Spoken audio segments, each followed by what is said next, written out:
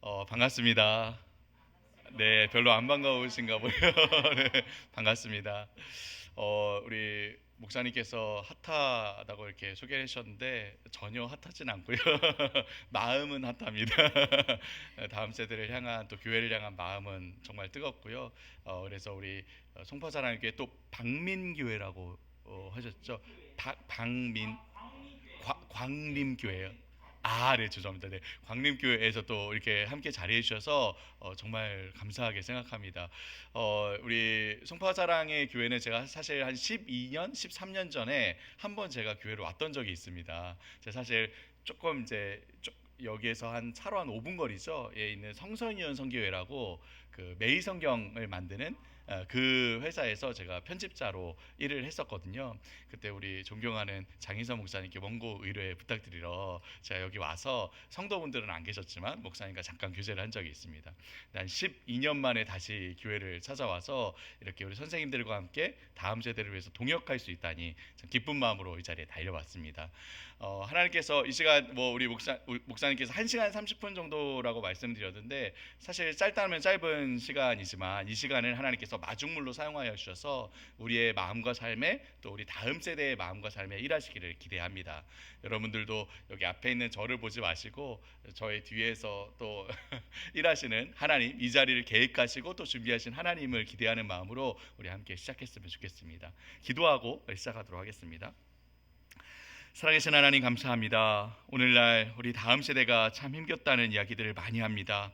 우리는 우리 다음 세대를 믿음 위에 신앙 위에 세우기를 바라나 이 너무나도 악한 세상 속에서 우리 자녀들이 방황하며 갈등하다가 교회를 떠나며 신앙을 떠나는 일들을 우리가 봅니다. 하나님, 이 시간 우리 교회의 미래를 책임질 우리 다음 세대를 향한 뜨거운 사랑과 열정으로 이 자리에 모였사오니 주님, 이 시간을 통해 우리 자녀들을 향한 하나님의 마음과 뜻을 알아가는 시간 될 수 있도록 역사하여 주옵소서. 그래야 우리가 다음 세대를 세우는 이 주님께서 맡겨주신 영광스러운 사명과 직분을 충성스럽게 감당할 수 있도록 주님, 우리를 사용하여 주옵소서. 감사드리며 모든 말씀 예수 그리스도 이름으로 기도드리옵나이다. 아멘. 네, 우리 PPT를 같이 보시고요. 여러분 핸드아웃이 있는데 제가 아무래도 학교에서 학생들을 가르치다 보니까 이렇게 빈칸에 좀 이렇게 마련을 해야 학생들이 집중을 하더라고요. 네, 한국 사람들이 빈칸이 있으면 거기를 어떻게든 채우려 하는 그런 습성들이 좀 있는 것 같습니다. 그래서 여러분 빈칸에 답이 다 PPT에 나와 있으니까요. 같이 좀 보시면서 좀 들었으면 좋겠습니다. 오늘날 우리 시대를 가리켜서 많은 학자들이 그렇게 얘기합니다. 우리 시대 어떤 시대냐? 바로 자아팽창의 시대이다. 자아팽창이라는 말이 무슨 뜻일까요? 영어로는 에고 엑스펜션이라고 나오죠. 자아팽창이란 이 말은 여기 화면에 보이는 이 터질 대로 부풀어 오른 이 파란색 풍선처럼 그 마음속에 자기 자신, 내 자아가 가득 차 있는, 정말 가득 부풀어 있는 그런 상태를 자아팽창이다라고 이야기합니다. 그래서 여러분 그런 말 하지 않습니까? 천상천하 유아독존, 그죠? 오로지 나밖에 모르는, 내 생각이 가장 중요하고 내 감정은 무조건 다 표출시켜야 하고 오로지 내 행복과 기쁨과 유익만을 위해 살아가는 그런 시대가 바로 이 자아팽창의 시대라는 것이죠. 비슷한 이야기를 또 다른 분이 이렇게 얘기하셨는데요. 작년에 이제 한국의 대표적인 기독교 철학자이시죠, 강영한 교수님이란 분이 계세요. 그분이 이런 책을 쓰셨어요. 철학자의 신학 수업. 와, 무시무시한 책이죠. 그죠? 철학, 신학 둘 중 하나만도 어려운데 철학자의 신학 수업이라는 읽으실 필요는 없고요. 네, 우리 목사님들은 읽으셔야 되지만 네, 이런 책이 나왔는데요. 이 강영한 교수님은 사실 우리나라의 가장 대표적인 기독교 철학자입니다. 서강대학교에서 일반 철학을 오랫동안 가르치셨고요. 그리고 지금은 미국의 켈빈 신학교에서 기독교 철학을 가르치고 계세요. 근데 이분이 우리 세대를 가리켜서 여러 사람들이 뭐 이런 시대다 저런 시대다 뭐 자아팽창 시대다 얘기하는데 본인이 생각할 때, 이 기독교 철학자로 생각할 때 우리 시대의 가장 큰 특징을 꼽으라면 이렇게 이야기하겠다라고 답을 했습니다. 뭐라고 하셨느냐? 바로 포스트 트루스 시대다. 포스트 트루스. 여러분, 포스트 트루스 무슨 의미일까요? 말 그대로 하자면 진리 이후의 시대라는 거죠. 진리 그 다음의 시대. 더 이상 진리가 사람들에게 진리로서 받아들여지지 않는 시대라는 것입니다. 이 말 역시 사실 자아팽창과 거의 비슷한 의미라고 할 수 있는데요. 모든 것이 다 각자 내가 중심에 서는 거예요. 내가 중심에 서서 내가 중심에 서서 내가 보기에 옳은 대로, 내 프레임대로, 내 판단대로, 내 결정대로 살아가는 그런 시대라는 것이죠. 포스트 트루스. 그래서 더 이상 어떤 절대적인 기준에서의 진리는 존재하지 않는, 아니 진리는 있죠. 진리는 있지만 그 진리가 사람들에게는 더 이상 진리로 받아들여지지 않는, 들리지 않는 그런 시대, 바로 포스트 트루스 시대라는 것입니다. 여러분, 우리 시대는 이처럼 가면 갈수록 철저하게 이 자아팽창의 시대, 포스트 트루스 시대, 우리가 좀 다른 말로 하자면 굉장히 자기중심적인, 나중심적인 시대가 되어가고 있습니다. 약 7년 전에 미국의 이 최대의 기독교 리서치 기관인 조지바나라는 기관이 있는데요. 그 기관에서 우리 다음 세대 아이들을 대대적으로 리서치를 한 적이 있습니다. 우리 다음 세대 아이들, 이 청소년 청년들이 과연 어떤 특징을 가지고 있고 어떤 아이들인지 대대적으로 조사를 했어요. 7년 전에 이 아이들은 이전 세대와는 또 다른 세대다, 젠지다, 얘네들은 Z세대다라고 정의를 내렸습니다. 여러분, 오늘날 우리 한국에도 이 밀레니얼 세대와 Z세대를 합쳐서 MZ세대라는 얘기를 많이 하잖아요. 그죠? 여러분 다 들어보셨죠? MZ세대. 그죠? 요즘 뭐 광고에도 나오고 많이 나옵니다. 그런데 MZ세대는 너무 뭉뚱그려 놓은 정의예요, 사실. 여러분, 밀레니얼 세대가 몇 년생부터인 줄 아십니까? 1980년생부터입니다. 바로 저입니다, 여러분. 제가 80년생 밀레니얼, 저도 MZ 세대입니다, 여러분. 네, 그렇게 안 보이시죠? 저도 MZ 세대예요. 네, 밀레니얼 세대가 80년생부터거든요. Z 세대는 2012년생까지입니다. 그러니까 제 첫째 딸이 2012년생입니다. 그러니까 MZ 세대란 말은 저부터 제 딸까지인 거예요. 너무 뭉뚱그려 놓은 거죠, 그죠?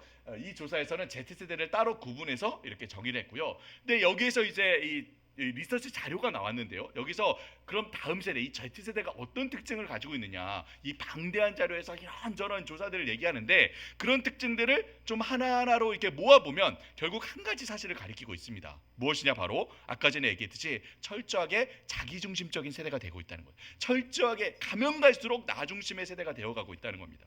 늘 무엇을 먹을까, 무엇을 마실까, 어디로 갈까, 무엇을 할까, 그래서 어떻게 하면 이 인생을 조금이라도 더 즐기면서 살아갈 수 있을까 고민하는 시대라고 합니다. 여러분 혹시 이런 용어 들어보셨죠? 욜로족 들어보셨죠? You only live once. 인생은 한 번뿐이다. 어떻게든 즐기면서 살아라. 욜로족이라고 하죠. 여러분 또 이런 말 들어보셨습니까? 플렉스. 우리 아이들 말로 요즘에 뭐 나 플렉스 했어, 플렉스 해버렸어, 이런 얘기가 있거든요. 이게 무슨 뜻일까요? 플렉스? 플렉스는 영어로는 구부리다라는 뜻이거든요. 여러분 한번 저를 봐주시기 바랍니다. 제가 뭘 하고 있는 것 같습니까? 죄송합니다, 여러분 전혀 공감을 못 하시는군요. 좀 이제 근육이 있는 사람이 나와셔야 돼. 배 나온 아저씨가 하니까 공감이 안 되시죠? 뭐 하고 있는 것 같습니까? 근육 자랑하는, 근육 자랑, 그죠? 이 플렉스라는 말은 자랑하다라는 뜻이거든요. 근데 뭘 자랑하냐? 근육을 자랑하는 게 아니라요. 뭘 자랑하느냐? 막 사치를 하는 거예요. 막 명품을 사고, 막 자동차를 사고, 호캉스를 가고, 막 값비싼 음식을 먹고. 여러분 요즘에 오마카세 들어보셨습니까? 오마카세? 네, 그런 한 끼에 30만 원, 40만 원 되는 그런 음식을 먹고 그것들을 다 SNS에다 올려서 자랑한다, 돈 자랑한다라는 말을 플렉스하다라고 말을 합니다. 플렉스하다. 여러분 이처럼 우리 시대는요 가면 갈수록 더 자기 보기에 옳은 대로, 자기 판단대로, 자기 느낌대로, 자기를 위해, 자기를 어떻게든 드러내기 위해, 자랑하기 위해 살아가는 그런 시대가 되어가고 있습니다. 이 시대의 정신, 이 자기중심적 메시지가요 온 사방팔방에서 우리 아이들의 마음속에 끊임없이 우리 시대의 이 자기중심적인 정신을 쏟아넣고 있어요. 여러분 혹시 이게 무슨 뜻인지 아십니까? 아이고, 이게 또 한 번 더 넘겨서, 이게 무슨 뜻일까요? 168분의 1 무슨 뜻일까요? 여기 168은 우리 모두에게 한 주에 주어진 시간을 말합니다. 우리 모두 하루에 24시간씩 한 주에 168시간의 시간이 주어져 있죠. 여러분 드린 핸드아웃에 보면 시간표가 하나 있을 겁니다. 보통 우리가 하루의 시간표를 그리는데 그 시간표는 한 주의 시간표입니다. 여러분 제가 잠깐 시간을 한 1, 2분 정도 드릴 테니까 우리 다음 세대 아이들이 한 주의 시간 168시간의 시간을 어떻게 보내고 있는지 한번 간단하게 한번 써보시기 바랍니다. 뭐 구체적으로 상세하게 쓸 필요 없고요. 한 몇 시간 정도는 뭘 하고 몇 시간 정도는 뭘 하는지 한번 간단하게 한번 써보십시오. 고민해서. 우리 아이들 뭐 이제 좀 어린 아이들은 잠을 더 많이 잘 거고 우리 좀 청소년들은 잠을 좀 덜 자겠죠. 좀 연령대별로 시간을 사용하는 게 차이가 조금씩은 있겠지만 생각해 보면 또 거의 비슷하거든요. 한번 적어 보십시오. 어떻게 시간을 사용하고 있는지.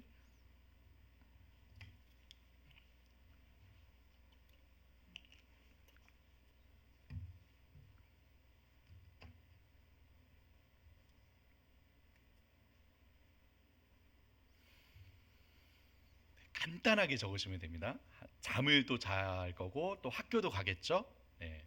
또 아이들 학원도 요즘에 많이 가죠.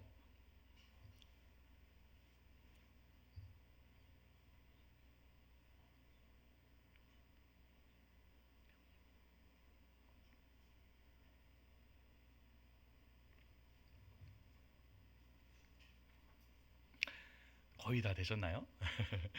상세하게 적을 필요 없는데, 네, 거의 다 되신 것 같은데, 네, 한번 우리 같이 한번 볼까요? 네, 아마 제가 여러분들하고 나눌 내용이 거의 여러분들이 적은 내용과 비슷하지 않을까 생각합니다. 우선 하루에 한 7시간 정도 잠을 잔다고 하면, 그죠? 보통 평균적으로 한 주에 어, 한 50시간 정도는 잠을 자는데 보내게 됩니다. 그죠? 7시간씩 7일 동안 49시간, 50시간 정도는 잠을 자고요. 그리고 우리 아이들 학교를 가죠. 한 7시, 8시에 등교해서 한 2, 3시에 와서 5일 동안 학교에 가면 한 35시간을 학교에서 보내게 됩니다.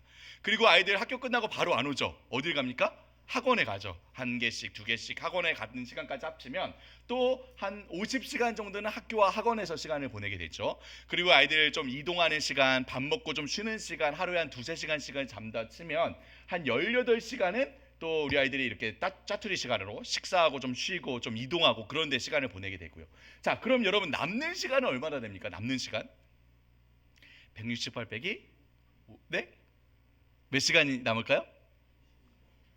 네, 바로 50시간이 남습니다. 50시간. 네. 50시간이 남죠. 자, 그럼 여러분 마지막 질문. 이 남는 50시간을 우리 다음 세대 아이들이 가장 많은 시간 뭘 할까요? 예, 바로 나오네요. 그죠? 게임, 그죠? 유튜브, 뭐 비디오 보는 거. 요즘 뭐 OTT 서비스라고 하죠. 넷플릭스, 뭐 디즈니 플러스 이런 TV 미디어와 함께 보내는 시간들이 대부분 아닐까요? 요즘 뭐 나온 통계에 의하면요, 한 주에 우리 10대, 20대 청소년 청년들이 한 주에 스마트폰을 사용하는 시간이 평균적으로 40시간 내외 정도라고 합니다. 굉장히 많은 시간을 사용하죠. 그러니까 스마트폰 외에 다른 미디어들까지 합치면 또 이 남는 50시간의 많은 대부분의 시간을 이 미디어 기기들과 함께 시간을 보내게 되는 것이죠. 그럼 여러분 결론적으로 말해서 한 주에 이 168시간의 시간 동안 3분의 1은 잠을 자고요. 3분의 1은 학교와 학원에서 나머지 3분의 1은 미디어와 함께 시간을 보내고 있는 거죠. 그죠? 우리 아이들 대부분 다. 자, 그러면 여러분 이 한 주의 시간을 아이들이 살아가는 동안 과연 아이들은 어떤 영향들을 받고 어떤 이야기들을 마음에 담아내며 살아가고 있을까요? 우리가 좀 오늘 좀 하나씩 살펴보려고 하는데 일단 좀 학교를 먼저 살펴보려고 합니다. 학교. 우리 아이들 뭐 많은 시간 학교에 가 있죠. 어떻게 보면 대부분의 시간들을 이제 학교에 많이 가 있는데 학교에서 여러분 어떤 영향들을 받고 있는지 살펴보겠습니다. 우리 학교의 교육 과정이 계속해서 변화되고 있는 걸 아실 겁니다. 작년에 2022년에도 교육 과정이 바뀌었고요. 이제 곧 2022년도에 바뀐 교육 과정에 맞추어서 새로운 교과서가 이제 곧 이제 출간되게 됩니다. 그럼 우리 아이들은 이제 내년부터 이 바뀐 교육 과정을 따라서 배우게 되죠. 여러분 그런데 우리 아이들 교육 과정 중에 혹시 이런 과목이 있다는 걸 아십니까? 창체? 네, 다 이제 어머니들은 고개를 끄덕이시죠, 그죠? 창의적 체험 학습, 창의적 체험 활동 줄여서 창체라고 합니다. 이 창체 시간이 예전에 제가 학교 다닐 때는 CA 혹은 HR 이런 시간이었어요. 여러분 아시죠? 뭐 학급 활동, 그죠? 클래스룸 활동, 아니면 특별 활동, 뭐 이런 시간들을 개편을 해서 창체라는 이름으로 새롭게 개편을 한 거예요. 근데 여러분 한번 옛날에 생각해 보십시오. 우리가 학급 활동 한 주에 얼마나 합니까? 1시간, 그죠? 특별활동 한 주에 얼마나 합니까? 1시간, 그죠? 기껏해야 한두 시간 정도 하죠. 근데 오늘날의 창체는요, 한두 시간 정도가 아니에요. 국어, 영어, 수학보다 많습니다. 국어 교과 보다 많고요. 영어 교과보다 많고 수학 교과보다 시수가 더 많아요. 창체 시간이 굉장히 많은 포션을 차지하고 있는 거예요. 창체가. 근데 여러분 이 시간에 아이들이 무엇을 배우느냐? 여러분 한번 다 같이 한번 읽어보실까요? 이 5가지. 시작. 인권조례, 자기결정권 교육, 나다움 교육, 비판의식 교육, 환경보호, 생태교육. 네, 이 시간에 뭐 진로활동, 동아리활동, 특별활동 여러 활동들을 하는데요. 이런 교육들의 근간을 좀 살펴보면 이런 내용들을 배운다는 거예요. 어떤 내용이냐? 학생인권 조례, 자기결정권 교육, 나담 교육, 비판의식 교육, 환경보호, 생태교육 이런 교육들을 이제 배우게 됩니다, 아이들이.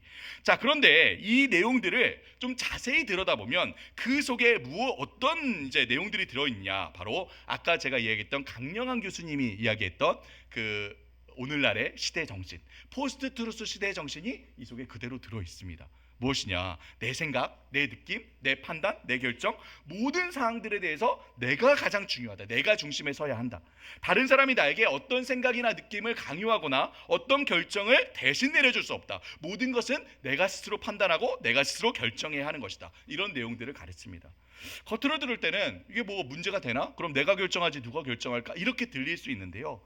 이제 막 한국에도 들어오고 있는 이 교육은 유럽에 있는 교육의 영향을 받아서 최근 들어서 굉장히 급속도로 들어오고 있는 교육입니다.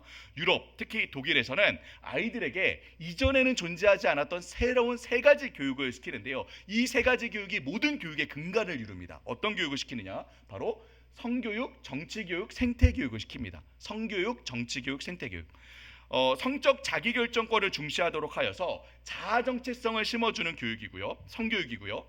선동가들을 분별할 수 있도록 비판의식을 심어주는 정치교육을 시키고요. 그리고 마지막으로 환경을 중시하고 동물들의 권리를 이렇게 높이는 생태교육, 이 세 가지 교육을 시킵니다. 이 교육이 사실 이름만 조금씩 바뀌었지 우리나라에도 그대로 들여온 거예요. 그래서 우리 아이들에게도 창체 시간에 그대로 다 가르쳐지고 있는 교육입니다. 이 교육의 영향을 받아서. 근데 이 교육을 우리가 좀 정리해서 살펴보자면 이렇게 볼 수 있어요.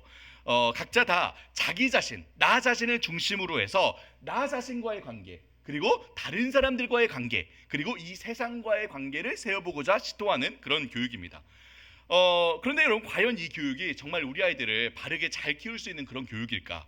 많은 교육학자들과 이 우리 아이들 둔 부모님들이 이 교육에 막 열광을 합니다. 이 유럽의 교육, 앞서가는 진보적인 교육들이 우리 한국 교육의 대안인 것처럼 생각을 하죠.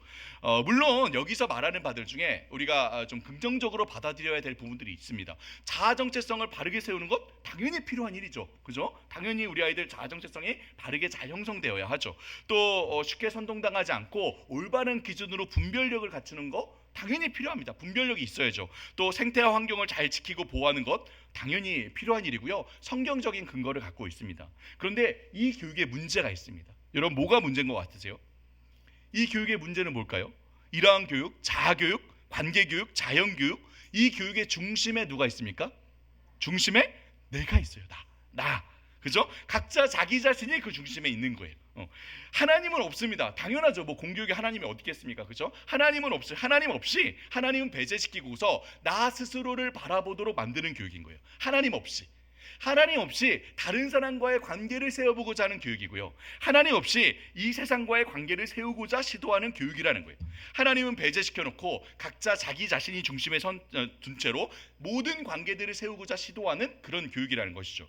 여러분, 우선 성교육, 왜 이 성교육이 자아정체성 교육일까요? 아니, 성교육은 성교육이지 이 성교육과 자아정체성이 무슨 연관이 있을까요?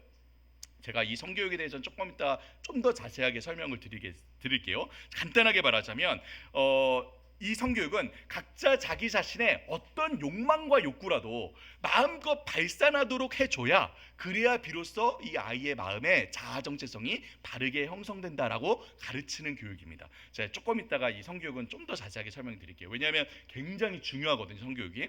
두 번째로, 정치 교육이 왜 관계 교육일까요? 그렇게 교육을 시키는 거예요. 다른 사람과의 관계에서 누구도 나를 선동하고 나를 어떻게 하지 못하도록 철저하게 비판의식을 가르치는 거죠. 어떤 권위도 인정하지 않습니다. 부모나 선생님이나 뭐 사회의 어떤 누구도 권위는 인정하지 않습니다. 모든 외부의 소리는 철저하게 비판하고 나 스스로 모든 판단의 주체가 되도록 가르치죠. 끝으로 생태교육, 겉으로는 굉장히 고상하죠. 환경을 보호해야 된다, 생태를 보호해야 된다. 맞습니다. 환경을 보호해야죠. 그런데 왜 이 교육에서, 이 생태교육에서 왜 환경을 보호해야 된다라고 얘기할까요? 왜 생태를 지켜야 된다고 얘기할까요? 여러분 아마 공익 광고를 보시거나 아니면은 스타벅스에 가시면은 아마 자주 들어봤을 범직한 표현이 하나가 있습니다. 들어보셨을 거예요. 지속 가능한 미래. 들어보셨습니까? 그죠? 지속 가능한 사회, 그죠? 왜 생태와 환경을 보호해야 될까요? 그래야 지속 가능하기 때문이에요. 그래야 우리가 인류가 결국엔 내가 이 환경 파괴와 이 생태 파괴로 인한 어떤 환경 파괴로 인한 멸종을 면하고 지속적으로 생존할 수 있기 때문에 그래야 그렇기 때문에 이 환경을 보호해야 된다라고 얘기한다는 것이죠. 그러니까 결국에는 이 환경 보호도 겉으로는 고상하지만 사실은 굉장히 이기적인 동기로 이 세상을 도구화한 결과라는 것이죠. 자, 그런데 여러분 우리는 정말 잘 생각해 봐야 합니다. 하나님 없이 과연 올바른 자아 교육이 이루어질 수 있을까? 하나님 없이 정말 이웃과의 바른 관계를 우리가 세울 수 있을까?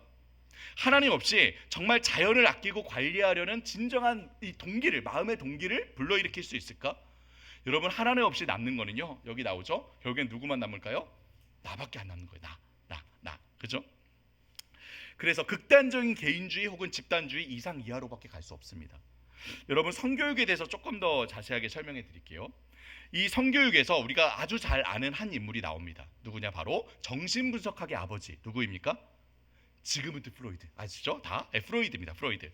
이 정신분석학의 아버지 프로이드는요, 사람의 자아, 이 에고라는 자아가 언제 어떻게 형성된다라고 주장을 하느냐, 바로 인간의 본능과 욕구, 이것을 이제 프로이드는 리비도 혹은 이드라고 했죠. 이 본능과 욕구가 생길 때에 비로소 사람의 자아, 에고가 세워지기 시작한다라고 얘기합니다. 그런데 프로이드는 이 성적인 본능, 이 리비도가 생길 때에 자꾸 그 사회의 어떤 규범, 윤리, 도덕인 슈퍼 에고가 이 리비도를 악마화하고 공격하면, 자꾸 이 제한을 두고 자꾸 이게 공격을 하면 이 자아가 죄책감을 갖고 잘 성장을 못한다는 거예요. 제 이야기가 아닙니다, 여러분. 프로이드 얘기예요. 그러면 자아가 죄책감을 가진 가운데 잘 성장하지 못하고 굉장히 종속적인 존재가 된다라고 얘기합니다.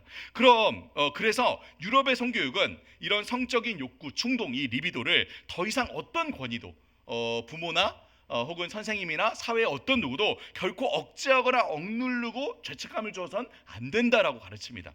그럼 여러분 어떻게 하자는 거죠? 어떻게 하자는 거죠? 어떻게 할까요?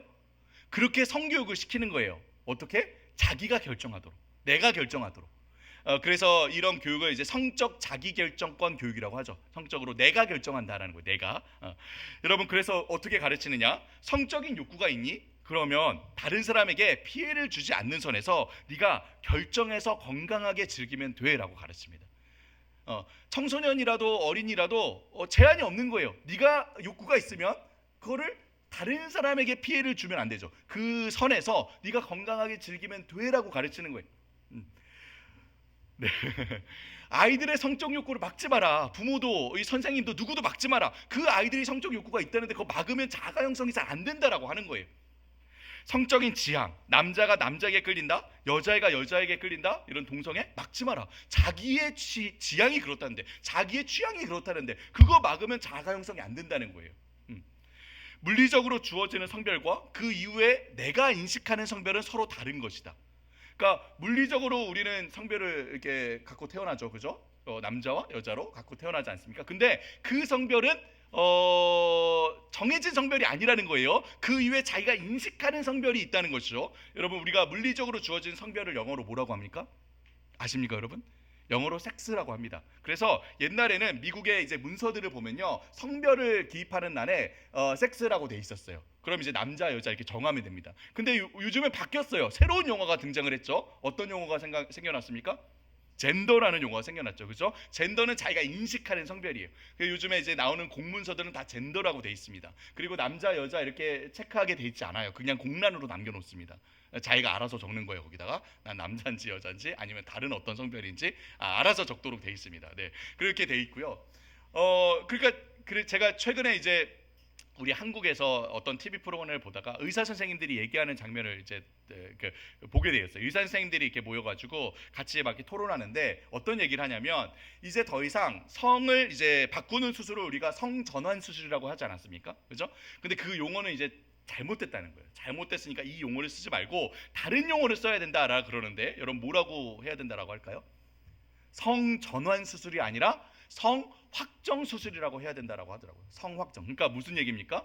우리가 물리적으로 주어진 이 성별은 확정되기 이전의 성별이라는 거예요. 그 이후에 내가 인식하는 성별이야말로 확정된 성별이라는 것이죠. 그래서 성을 바꾸는, 성을 전환하는 수술이 아니라 성을 이제서야 확정하는 수술이라고 해야 된다라고 그렇게 이야기를 하는 겁니다. 여러분, 몇 달 전에 제 첫째 아이가 미국에서 같이 학교를 다녔던 친구하고 줌으로 이렇게 얘기를 하는 것을 제가 보게 되었어요. 제가 미국에서 유학을 할 때에 텍사스 주의 달라스라는 곳에서 유학을 했거든요. 여러분, 텍사스 하면 딱 떠오르는 장면이 어떤 장면이 떠오르십니까? 황야의 무법자, 그죠? 네, 카우보이 모자 쓰고 이렇게 네, 하는, 맞습니다. 바로 그곳인데요. 제가 그곳에서 유학을 했는데요.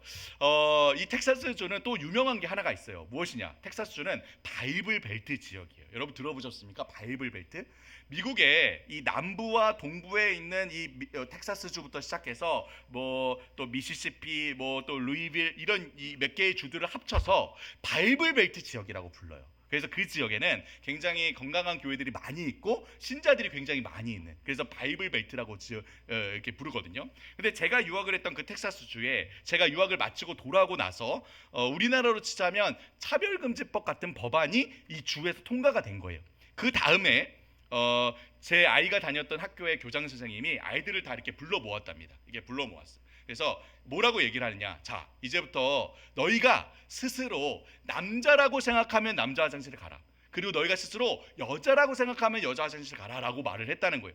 그 다음 날 학교가 아수라장이 됐어요. 왜냐하면 아이들이 이제 혼동이 오기 시작하는 거예요. 오늘은 내가 남잔가? 오늘은 내가 여잔가? 이런 혼동이 오기 시작하는 거, 아이들 사이에. 그러면서 막 아이들이 남자 화장실 갔다 여자 화장실 갔다가 막 아수라장이 된 거예요. 교장 선생님이 다시 불렀답니다. 다시 불러서 야, 안 되겠다. 이제 우리 더 이상 화장실 구분이 없다. 여기 나오시죠? which of all. 그러니까 모두의 화장실인 거예요. 남자 여자 화장실이 없어요. 모두 다 같이 사용하는 화장실이 된 거예요. 여러분, 이 화장실은 그래도 개인 화장실로 보이시죠? 그죠? 학교 화장실은 공용 화장실이잖아요. 그죠? 남녀 구분이 없어진 거예요. 학교 화장실인데, 공용 화장실인데. 그래서 난리가 났다라고 하더라고요. 이게 통화로 제 아이가 듣더라고 그거를. 그러면서 막 충격을 받더라고요. 아이가 자기가 다녔던 학교가 그렇게 되니까. 또 이제 뭘 얘기하냐면, 그 교장 선생님이 원래 여자 선생님이에요. 여자 교장 선생님이 또 아이들을 불러 모았대요. 그리고 뭐라고 얘기하냐면, 얘들아, 지금까지 너희가 나를 알기를 여자라고 알았지만 나는 사실은 남자였어 라고 교장 선생님이 커밍아웃을 한 거예요. 교장 선생님이 나는 남자다 라고 커밍아웃을 하자, 이 아이들이, 여러분 제가 꾸며낸 얘기 아닙니다. 이 진짜로 제 아이가 다녔던 학교에서 벌어진 일이에요. 그러자 이 보통 이제 미국의 학교는 초, 중고가 다 같이 있거든요. 다 같이 있는데 이 초등학교 아이들은 괜찮은데 중고등학교 아이들이 난리가 난 거예요. 너도 나도 커밍아웃을 하기 시작하는 거예요. 이 학교에서 중고등학교. 그러면서 초등학교 아이들이 완전 충격을 먹는 거죠. 왜냐하면 분명히 여자 교복을 입고 있던 언니였는데 다음날 남자 교복을 입고 나타나고, 분명히 오빠였는데 뭐 여자 교복을 입고 나고, 막 애들이 막 초등학교 애들이 막 난리라고 막 그런 얘기를 막 듣더라고요. 막 아이가 얼마나 충격을 받았는지 아이랑 굉장히 오랜 시간 그런 얘기들을 같이 나누었습니다. 여러분, 이것이 지금 우리 눈앞에 오고 있는 현실입니다. 여러분, 저기 멀리 있는 딴 나라 이야기라고 들으시면 안 됩니다. 우리에게 너무나 빠른 속도로 우리에게 현실로 다가오고 있는 이야기들이에요. 이 이야기들이 모르겠지만 한국도 멀지 않은 이야기입니다. 이미 학교에서 제가 이야기했죠. 계속해서 교육 과정들을 바꿔가면서 이런 교육들이 계속해서 늘어나고 있어요. 너무 자연스러워지고 있는 거죠. 아이들에게는 학교의 교육 과정이 끊임없이 개편하면서 또 시행령들을 내려보내면서 교육이 불과 몇 년 사이에 우리 아이들을 교육하는 현장에 이런 교육들이 깊이 들어와 있습니다. 여러분, 혹시 아이들 학교나 혹은 지역에 있는 아이들 도서관 가보셨어요? 그 도서관에 가보면요, 우리가 매일 우리가 이 아이들이 아주 쉽게 볼 수 있는 이 책들에 젠더 교육하는 책들, 동성애를 지지하는 책들, 나다움 교육, 비판의식 교육 책들, 이런 책들이 빼곡히 꼽혀져 있어요. 너무 쉽게 볼 수 있는 거죠, 아이들이. 여러분, 혹시 우리 스마트폰에 보면 이런 이모티콘이 있는 거 아십니까? 우리 이거는 아이폰 이모티콘인데요. 네, 요런 이모티콘 있는 거 아세요? 아이폰 가지신 분들은 지금 보셔도 되는데요. 이런 이모티콘이 있습니다. 여기 보십시오. 맨 왼쪽에 보시면 여자가 있고 남자가 있고, 그 아래 좀 성정체성이 모호한 누군가 있죠. 빨간 옷을 입고. 그리고 그 다음에 여자 남자가 손을 잡고 있고, 그 다음에 보시면 여자가 손을 잡고 있고, 남자가 손을 잡고 있어요. 뭐 손은 잡을 수 있죠, 그죠? 근데 그 다음 보십시오. 여자 남자 사이에 하트가 있고, 그 다음 여자 여자 사이에 하트가 있고, 남자 남자 사이에 하트가 있고요. 심지어는 여자 아이와 여자 아이 사이에 하트가 있고, 남자 아이와 남자 아이 사이에 하트가 있어요. 그리고 그 여자 아이들이 그 남자 아이들이 서로 입을 어떻게 하고 있을까요? 입을 이렇게 내밀고 서로 입맞춤을 하고 있어요. 여자아이들 남자아이들끼리. 그 다음에 이제 가족 이모티콘이 나오죠. 아빠 엄마 아이, 아빠 엄마 아이 아이가 있고요. 그 계속 보면은 엄마 엄마 아이가 있고요, 아빠 아빠 아이가 있어요. 네. 이런 이모티콘들이 우리가 매일 보는 이 핸드폰에 있는 거. 우리는 이모티콘 잘 사용 안 하니까 모르죠, 잘. 그죠? 우리 아이들은 매일매일 이것들을 보면서 무슨 생각을 할까요? 여러분 또 페이스북 혹시 아십니까? 페이스북을 가입할 때에 보통 이제 성별을 기입하지 않습니까? 근데 성별을 선택할 때에 커스텀이라는 메뉴가 있는데요. 그 메뉴를 선택하면 드롭다운 메뉴가 나와요. 드롭다운 메뉴가 나오는데 성별을 무려 60개를 선택할 수 있게 되어 있습니다. 성별이 60개가 있어요. 성별이 60개가 있을까요? 있습니다, 여러분. 있습니다. 제일 위에 있는 젠더 프루이드는 아까 얘기했던 것처럼 오늘은 남자 내일은 여자, 1시간 후에는 남자 1시간 후에는 여자, 매일마다 바뀌는, 그걸 이제 젠더 프루이드라고 해요. 그것부터 시작해서 60개의 성별이 있어요. 60개의. 심지어는 어떤 성별도 있냐면 아이스크림 성별도 있습니다. 그게 이해가 되십니까? 잘 안 되시죠? 내 성별은 아이스크림이야. 이 내 성별은 별 성별도 있어요. 별 성별. 내 성별은 별이야. 이게 무슨 얘기냐면 아이들이 이 성별을 더 이상 어떤 성별로 생각하는 것이 아니라 나의 자아 정체성으로 생각하는 거예요. 내 존재. 내 존재는 남자가 아니야. 내 존재는 여자가 아니야. 내 존재는 아이스크림이야. 난 남자도 여자도 아니고 나는 별이야. 이렇게 생각을 하고 있는 거예요, 아이들이. 자아 정체성이고 아이들의. 그러니까 60개가 있는 거죠. 여기는 60개가 있죠. 사실은 60개만 있지 않습니다. 지금은 300개가 넘게 있다고 합니다. 300개가. 그리고 최근에는 또 바뀌었어요. 이렇게 바뀌었는데 이건 한글 이제 홈페이지죠. 여기 보시면 성별이라고 돼 있고 여성, 남성 있고 그 옆에 보면 직접 지정이라고 돼 있어요. 이제는 60개도 부족한 거예요. 아예 직접 쓰게 돼 있어요. 근데 직접 지정이라고 하면 그 아래 뭐라고 나오냐면 여기 보십시오. 여성 생일을 축하해 주세요. 남성 생일을 축하해 주세요. 여러 명 생일을 축하해 주세요라고 나와요. 여러분 성별을 선택하는 것과 생일 축하하는 것과 무슨 관계가 있습니까? 이게 무슨 의미인지 아시겠어요? 아시겠어요? 제가 페이스북에 물어본 건 아니지만 아니지만 혹시 관계자가 있으면 좀 알아봐 주시기 바랍니다. 아니지만 저는 아무리 생각해도 이렇게밖에 생각이 안 되는 거예요. 내가 지금까지 남자였지만 이제 난 여성이 되었어요. 내 새로 태어난 생일을 축하해 주세요. 거듭났어요. 난 여성으로. 난 남성으로 거듭났어요. 나는 새로운 어떤 성별로 거듭났어요. 그런 의미가 아닐까요? 왜 뜬금없이 생일 얘기가 나오겠습니까? 그죠? 여러분 이렇게 이런 영향들이 알게 모르게 우리 아이들에게 너무나도 가깝게 다가와 있고요. 아이들이 접하는 모든 환경 속에서 끊임없이 우리 시대의 메시지들이 담기고 있습니다. 그러다가 어느 순간 제가 살았던 이 텍사스 주와 같이 법안이 바뀌고 그러면서 이런 영향들이 물밀듯이 들어올지 모르는 거예요. 실제로 그런 영향들이 많이 들어와 있죠. 여러분 최근에 어떤 이제 그 시민단체에서 했던 캠페인인데 캠페인 제목이 뭐라고 되어 있습니까? 나는 섹스하는 청소년입니다. 캠페인을 해요. 캠페인을. 자신의 욕망과 감각을 인식할 수 있는 대안적 성교육, 청소년 우선 모집. 나는 섹스하는 청소년입니다. 여러분 여기 청소년이라는 것이 어린이로 바뀌어도 이상하지 않겠죠. 그죠? 이런 일들이 일어나고 있는 거예요. 아이들에게 마음껏 즐겨도 돼. 너가 건강하게 즐길 수 있다면. 그래서 학교에서도 성교육 시킬 때 그런 교육을 시키죠. 콘돔 씌우는 교육, 그죠? 즐길 수 있는 그런 준비를 시키는 교육을 시키는 거죠, 그죠? 그리고 또 아까 화장실 얘기했죠. 이미 대학교에서는 이런 모두를 위한 화장실이 있습니다.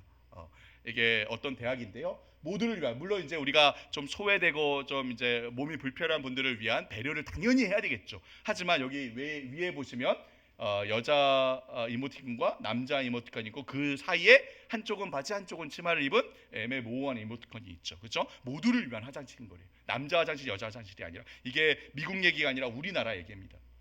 여러분 또 혹시 라이오네시스라는 K-팝 그룹이 있다는 거 아세요? 처음 들어보셨죠? 우리는 처음 듣는데 왜냐하면 방송에 계속 금지가 돼서 안 나오거든요. 우리나라는. 근데 동남아에서는 아주 인기 있는 우리나라 K-팝 그룹입니다. 라이오네시스는 게이 그룹이에요. 게이 그룹.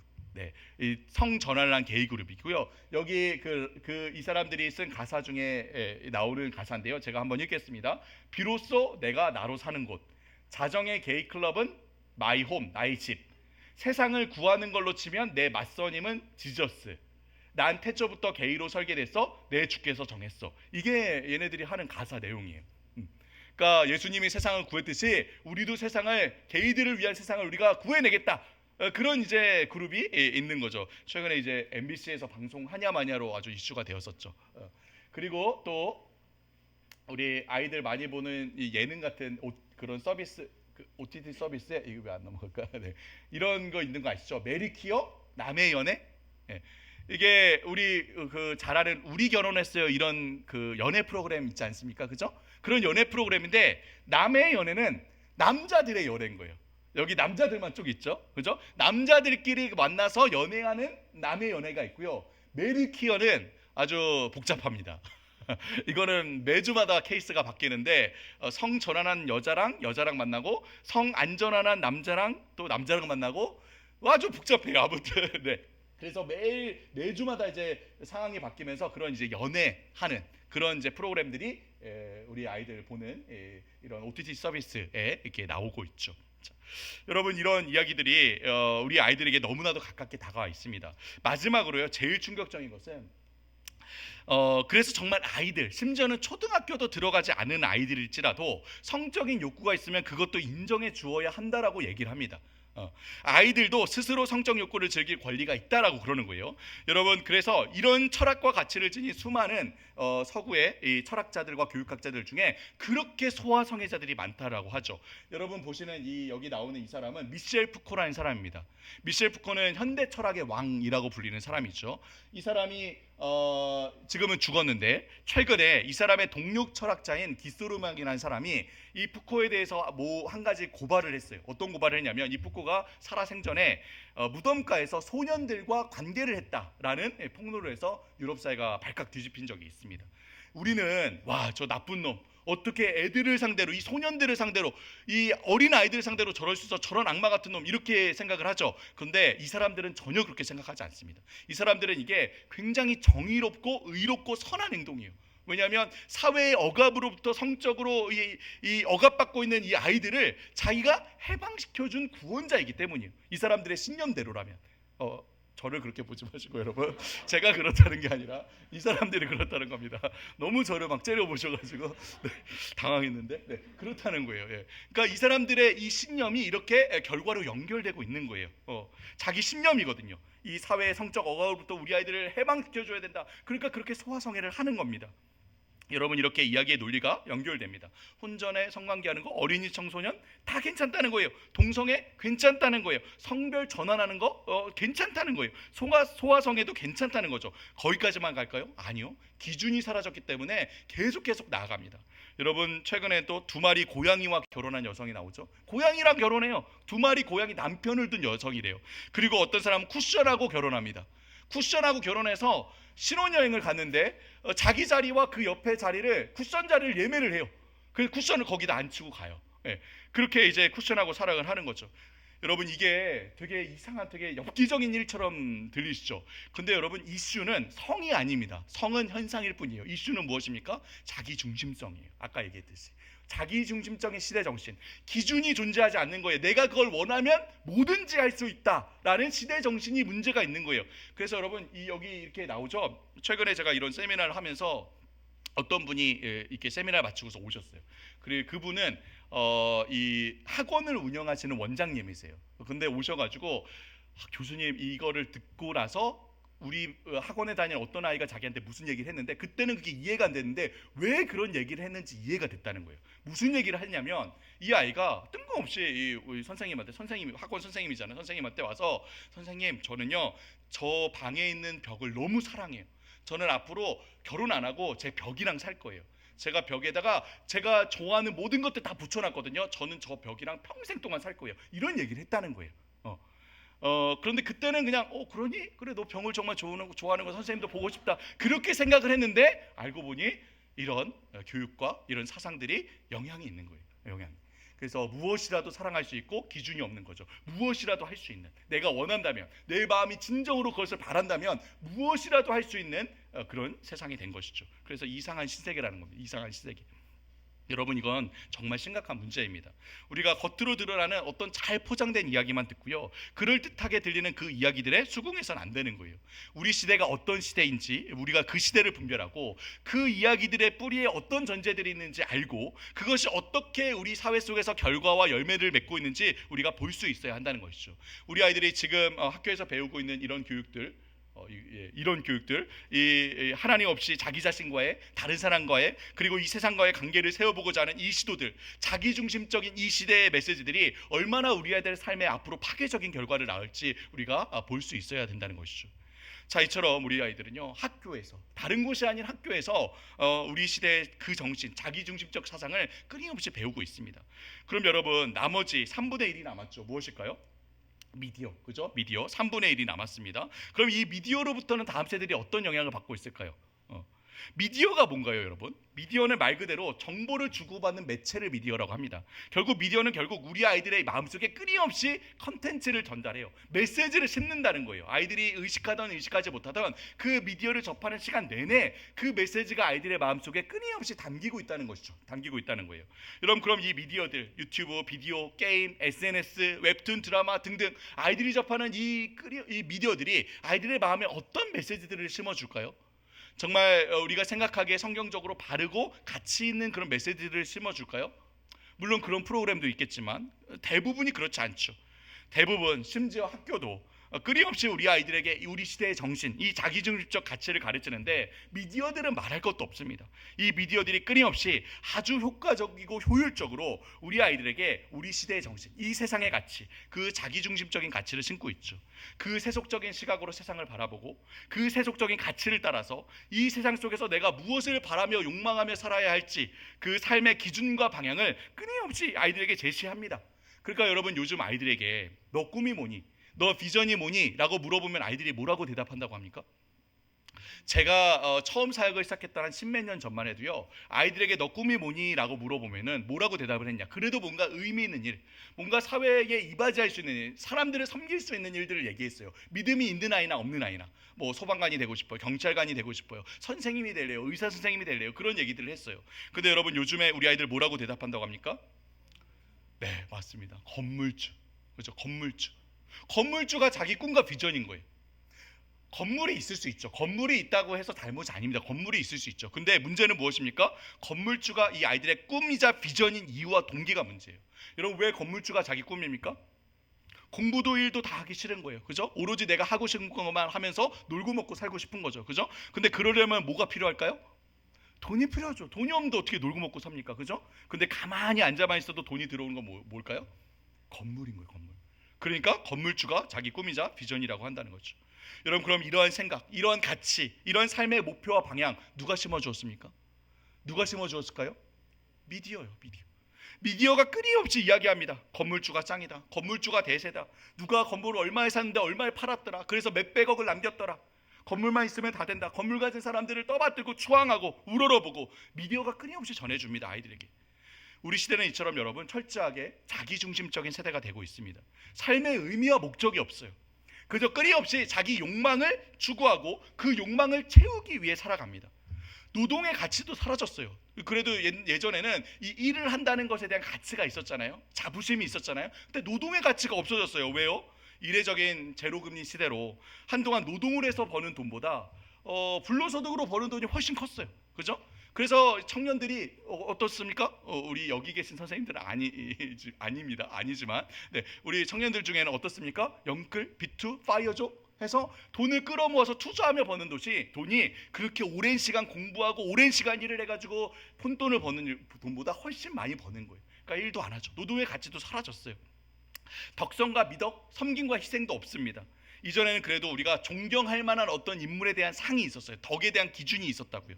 그런데 여러분, 이제는 그런 사람, 희생하고 섬기는 사람 어떻습니까? 더 이상 존경받는 사람이 아니에요. 바보같이 이용만 당하는 사람이죠. 여러분, 그럼 어떤 사람이 정말 존경받는 사람이 되었을까요? 가진 경쟁을 이겨내고 성공한 사람, 돈 많이 번 사람이 우리 오늘날 우리 시대의 위인이 되었어요. 실제로 여러분 아이들 위인전 한번 찾아보시기 바랍니다. 어떤 사람들이 등장할까요? 빌 게이츠, 그죠? 마크 주커버그, 심지어는 일론 머스크도 있어요. 일론 머스크도. 네, 일론 머스크, 제가 죄송합니다. 너무 흥분해서. 네, 자, 일론 머스크를 좀 알아서. 네, 일론 머스크 그 테슬라 사장이죠. 그 사람이 얼마나 난잡한 삶을 살고 얼마나 인격적으로 미성숙한지는 관심이 없어요. 돈 많이 벌면 그 사람이 자기의 롤 모델인 거예요. 심지어는 저희 아이들이 다니는 이 학교에 이 아이들 중에 그렇게 자기 롤 모델이 일론 머스크인 아이들이 많다고 하더라고요. 네. 여러분, 이처럼 우리 시대는요, 오로지 나를 채울 돈밖에는 알지 못하는 시대가 되고 있습니다. 그럼 여러분, 반면에 정말 우리 아이들이 하나님 말씀을 보고 읽고 공부하고 암송하고 정말 말씀대로 살아가는 모습을 보고 경험할 수 있는 그런, 정말 우리 아이들의 마음에 하나님 말씀의 가치와 세계관을 담을 수 있는 시간은 한 주에 얼마나 됩니까? 한 주에 얼마나 되죠? 네, 한 주에 한 번, 주일에 교회 와서 예배 드리는 시간 1시간, 성경 공부하는 시간 30분, 이 1시간, 1시간 반, 2시간, 여러분 이게 전부 아닙니까? 그래서 뭐라고요? 168분의 1이라는 거예요. 168분의 1. 한 주 168시간의 시간 중에 아이들은 그 대부분의 시간을 학교와 학원과 이 미디어를 통해서 이 시대의 가치와 세상의 메시지를 담아내며 살고 있는데, 우리의 아이들의 마음에 하나님 말씀과 그 말씀의 가치와 세계관을 심을 수 있는 시간은 1시간밖에 안 되는 거예요. 1시간밖에. 그럼 지금 우리 아이들을 누가 제자 삼고 있습니까? 누가 제자 삼고 있을까요? 지금 우리는 우리 아이들을 정말 예수 그리스도의 제자로 세우고 있다라고 말할 수 있을까요? 아니면 우리가 의도하지 않지만, 또 우리가 정말 바라지 않지만, 어쩌면 우리 아이들을 너무 손쉽게 이 세상의 제자들로 내어주고 있는 것은 아닐까요? 사랑하는 성도 여러분, 우리는 결코 우리 아이들의 이 마음속에 끊임없이 이 자기중심적인 메시지가 뿌려지고 심기고 자라고 또 열매 맺도록 방치해서는 안 됩니다. 우리는 정말 우리 신앙의 가장 기초, 핵심, 누가 우리의 왕이냐, 누가 우리의 주인이냐, 우리 아이들에게 가르쳐야 한다는 것이죠. 그래서 우리가 누구의 목소리를 따라야 하느냐, 정말 이 하나님 말씀에 반응하며 살아가도록 그렇게 가르쳐야 합니다. 결국 우리 아이들이 앞으로 살아갈 그 자신들의 평생의 삶 동안 자기의 삶의 모든 영역을 통해서 그들의 왕 되신 하나님의 영광과 기쁨을 위해 살아가도록 세워야 하지 않겠습니까? 이것이 오늘날 우리 교회의 모든 성도들이 함께 다음 세대를 위해 싸워야 하는 영적인 전쟁입니다. 여러분, 철학자 피터 버거라는 사람이 이런 얘기를 했습니다. 우리 다 같이 한번 읽어볼까요? 시작. 우리 삶의 모든 영역에서 의식의 충돌이 벌어지고 있다. 네, 우리 삶의 모든 영역들에서 의식과 의식의, 생각과 생각의 충돌이 벌어지고 있다는 거예요. 똑같은 이야기를 데이비드 노글이라는 사람은 세계관 전쟁이다라고 얘기를 했고요. 또 똑같은 이야기를 제임스 데이비스 헌터라는 철학자는 문화 전쟁이다라고 얘기합니다. 무슨 이야기입니까? 모두 같은 이야기를 하고 있습니다. 바로 이 세상의 모든 영역에서 서로 다른 두 개의 의식이, 서로 다른 두 세계관, 두 문화가 서로 충돌을 일으키며 전쟁을 벌이고 있다는 거예요. 여러분, 그러면 무슨 의식과의 충돌일까요? 어떤 세계관과 어떤 세계관, 어떤 문화와 어떤 문화 사이의 전쟁일까요? 바로 나를 중심으로 하는, 인간을 중심으로 하는 이 시대의 가치, 자기중심적 세계관, 인본주의적 세계관과 하나님과 하나님의 말씀을 중심으로 하는 성경적 세계관입니다. 여러분 한번 이 그림을 봐주시기 바랍니다. 여러분 화면에도 있죠? 화면도 좀 참고해 보시기 바랍니다. 핸드아웃도 참고해 보시기 바랍니다. 여러분, 우리는 종종 이 싸움에 어떤 겉으로 드러나는 면만을 보고 거기에 모든 영향을 쏟아붓곤 해요. 이 세속적 인본주의, 이 세상의 가치관에서 나오는 여러 도덕적인 윤리적인 이슈들이 있죠. 여기 보이는 이 빨간색 풍선들이 그런 이슈들이죠. 그죠? 뭐 동성애 문제, 우리 아까 얘기했던 낙태 문제, 또는 이제 가정의 파괴의 문제 등등, 이런 사회적인 이슈들, 윤리적인 이슈에만 우리의 모든 영향을 쏟아붓는다는 거예요. 우리가 다음 세대 아이들을 교육하는 일도 마찬가지입니다. 아이들에게 겉으로 드러나는 문제들이 있어요. 우리 아이들 어떤 문제들이 있습니까? 뭐 경쟁, 입시 위주의 교육이라든지, 아이들의 인성과 성품의 파괴의 문제라든지, 혹은 아이들 뭐 게임 중독의 문제, 일탈의 문제, 아이들에게 겉으로 드러나는 문제들이 있죠. 그죠? 거기에만 온 신경을 다 기울인다는 거예요. 그래서 교육 세미나 할 때도 이런 이슈들, 뭐 아이들의 이런 입시의 문제, 뭐 앞으로의 소명에 대한 문제, 또 성품에 대한 문제, 이런 문제들을 많이 다루죠. 물론 여러분, 이 싸움을 해야 됩니다. 우린 이 싸움에서 지지 말아야 하죠. 하지만 여러분, 이 싸움의 핵심은 어디에 있는 것 같습니까? 이 두 영역 간의 이 싸움, 이 전쟁의 가장 핵심은 어디에 있을까요? 바로 파운데이션에 있어요. 기초에 있다는 거예요. 기초에 있습니다. 여러분, 그래서 인간 중심의 사상에 기초하고 있는 이 인본주의적 세계관은요, 우리 기독교 세계관의 그 핵심 무엇입니까? 바로 하나님의 주권과 하나님의 말씀을 집중해서 공격하고 있죠. 집중해서. 그래서 여러분 보시듯이 거의 이 성이 무너지기 일보 직전까지 갔죠. 크리스천티, 기독교, 그죠? 그런데 여러분, 우리는 뭐 하고 있습니까? 여기 크리스천티 이 성에 있는 사람들은 뭐 하고 있습니까? 한 사람 한 사람 볼까요? 어떤 사람은 그래도 뭐 하나 포를 날렸죠. 그래서 풍선이 하나 터졌어요. 겉으로 보이는 뭔가 하나의 이슈를 터뜨린 거예요. 이긴 거예요. 그리고 이겼다라고 승리를 외치고 있죠. 근데 자기 기초는 어떻게 되고 있습니까? 자기 기초는 박살나서 무너지고 있는데 모르는 거예요.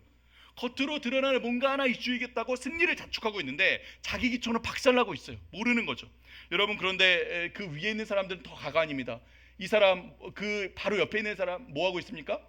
뭐 하고 있죠? 엉뚱한 데다 포를 날렸어요. 그죠? 싸우지도 않아 되는 엉뚱한 싸움을 하고 있는 거예요. 그리고 뭐 이겼다 좋아라고 하고 있죠. 그 위에 있는 사람 뭐 하고 있습니까? 어떤 사람? 제일 위에 있는 사람 자고 있어요. 무슨 싸움이 있다고? 어디에? 모르는 거예요. 싸움이 있다는 자체를 몰라요. 그냥 자고 있는 거예요. 그 아래에 있는 사람은 적어도 싸움이 있다는 사실은 알아요. 그래서 인상 쓰고 있죠. 그리고 막 팔짱 끼고 있죠. 근데 뭐 하고 있습니까? 아무것도 안 하고 있어요. 방관하고 있는 거죠. 여러분, 제일 심각한 사람은 누굴까요? 바로 제일 아래에 있는 사람입니다. 뭐 하고 있습니까? 자기 기초를 자기 손으로 박살을 내고 있네요.